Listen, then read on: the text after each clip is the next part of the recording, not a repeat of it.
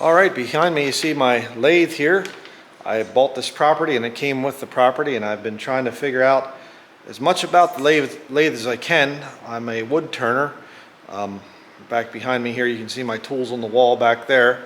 I'm not really much good with a metal lathe, so this thing I've been slowly working on it, trying to get it ready for sale because that's what it's going to be.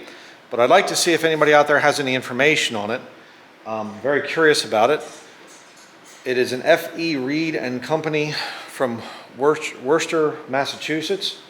And there's no year or any kind of plate on it or anything else. I'll show it in better detail here in a minute.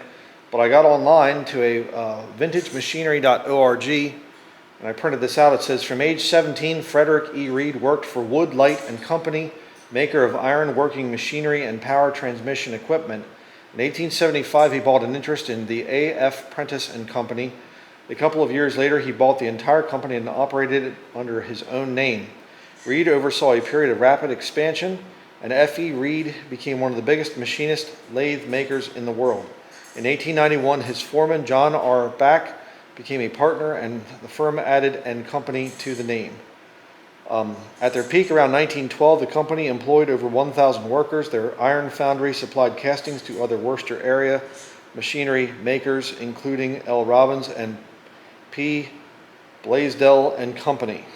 So, but it goes on there, and I think right around 1917 or so is when they went out of business from this article here. So if you're familiar with this, I have no idea what the thing's worth. I assume it worked. It had a lot more stuff on it. It had sort of this big metal thing here, and the other pulley is right down here on the floor.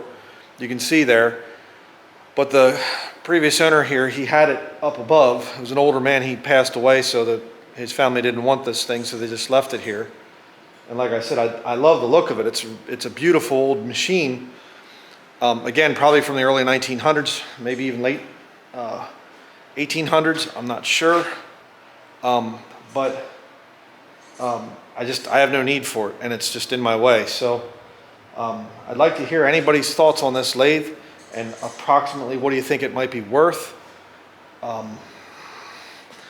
need to get it out of here. I'm not looking to get ultra rich or anything. I don't want to, sell it and then some, goober comes along and gets the thing and takes it and cuts it up for scrap or something. I actually was told that by a guy in the area here. We were talking about this lathe, and he said that somebody just got a really big old lathe and they cut it up for scrap. So I don't want that happening to a piece of history like this neat old lathe. So let me know if you know anything about it in the comment section. I'd really like to read it. Now let me show you some more detail about this lathe. All right, here we have the end of the lathe. See all the different gears and everything there. Different safety standards back there many years ago. Today it'd be all kinds of guards and you wouldn't be able to sell something like that. But there you see F.E. Reed Co. Worcester, Massachusetts, USA. Definitely made in America back many years ago. Come around this way. And there you can see that different, different speeds or something like that.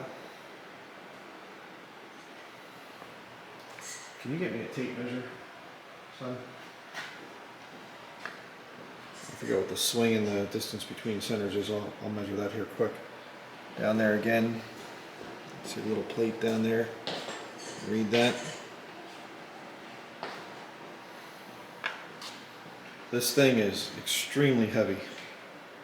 I have a 5-ton jack and I can lift it with that, but it's definitely got some weight to it. So let me see here what the approximate swing is. Looks to be about, maybe 8 inches up to the center, so about a 16-inch swing, I would say, from the top of the, probably about 16-inch swing. And then distance between centers, I can do this with one hand.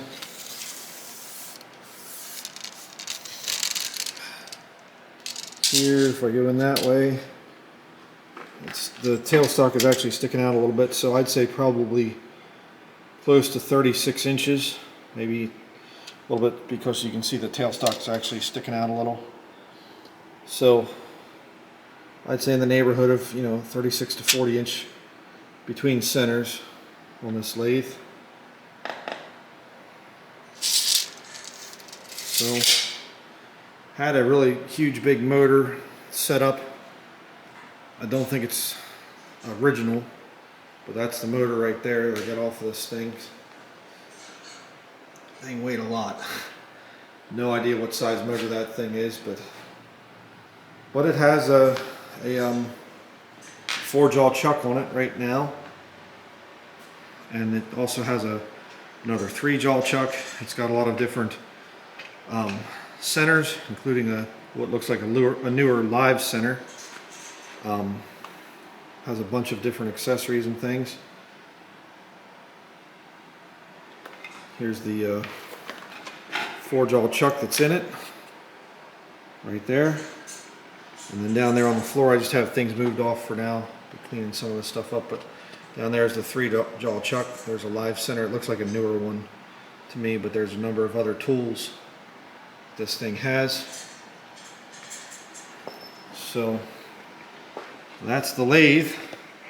And like I said, if anybody could let me know in the comments section if you have a metal lathe, if you have I've seen on that one website, the vintagemachinery.org, there are a bunch of guys that had these old F.E. Reed and Company lathes, and I'd really love to hear more about it. But if you're interested, let me know in the comments. We are in Northern Maine here, and I'd really like this to go to a good shop, or it would even be neat to just have it sit in some place for display, because it's such a beautiful craftsmanship going into making that thing. And I'm not going to allow it to go to some scrapyard. That would be absolutely terrible. But let me know if you know anything about this type of lathe. What do you think it'd be worth? And even if you're interested, it's going to be going on Craigslist here soon, and really just need to get rid of it to the right owner. So that's going to be it. Thank you very much for watching.